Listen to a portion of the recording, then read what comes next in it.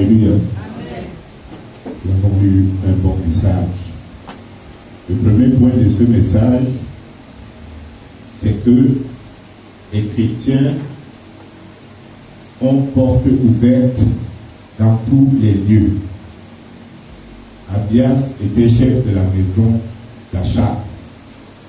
Les gens pensent que parce que tu es chrétien, ça limite ce que tu peux faire et ce que tu peux être. Mais la Bible nous dit que un chrétien qui a la faveur de Dieu étend ses tentes. Tout est donc possible en position d'élévation sociale, en position d'élévation dans la société pour chacun d'entre nous qui se consacre à servir le Seigneur. Deuxièmement, dans cette position élevée, tu seras amené à poser des actes qui montrent clairement ton choix. Tu vas d'abord poser des actes qui vont montrer clairement ton choix, mais dans un cadre restreint. C'est pour ça que Abias a caché les 100 prophètes sans que cela fasse du bruit ou se sache. Mais quand Dieu veut te faire passer à l'élévation, il te met en lumière. C'est pour ça que Dieu dit dans son cœur, Abias, il est temps que tu sois mis en lumière. Tu vas aller voir Achab et lui dire que j'ai à lui parler. Abias n'avait pas compris que c'était son passage à l'élévation que Dieu avait préparé ainsi. Si tu travailles pour Dieu dans l'ombre ou dans la discrétion, un jour viendra où Dieu te demandera de le faire à la face du monde.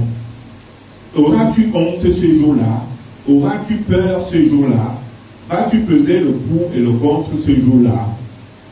Si tu es peureux, si tu es indécis, si tu es irrésolu, tu seras passé à côté de ton élévation. Ensuite, nous voyons que Achab ne réserve pas un mauvais accueil au prophète. Il ne peut pas réserver un mauvais accueil au prophète parce que 3 ans de famine ont détruit la violence et la méchanceté et l'agressivité qu'il avait en lui. Dieu est le maître des circonstances et des événements. Celui qui était ton ennemi hier, celui qui jurait ta mort avant-hier, face aux événements que la vie va lui infliger, tu vas voir que subitement, il t'accepte comme un ami, il t'accepte comme une personne avec qui il peut dialoguer. Dieu arrange toutes choses. Nous avons des haines, des dissensions, des tiraillements dans nos familles, dans nos relations. Et des fois, nous trouvons que ça dure, que ça dure, que ça dure. Mais Dieu, au temps convenable, il créera les circonstances pour que les cœurs s'abaissent, que les esprits reviennent à de meilleures résolutions et que les relations deviennent saines et cordiales. Dieu se sert de chaque événement qui peut avoir des conséquences dures dans le temps, qui peuvent avoir des conséquences terribles dans le temps, pour ramener les hommes à baisser leur cœur, à baisser leur esprit, à baisser leur façon de voir. Cela veut dire que, en tant que chrétiens, nous devons avoir une confiance en Dieu. Confiance en Dieu dans le temps. Confiance en Dieu par rapport au chemin qu'il nous montre.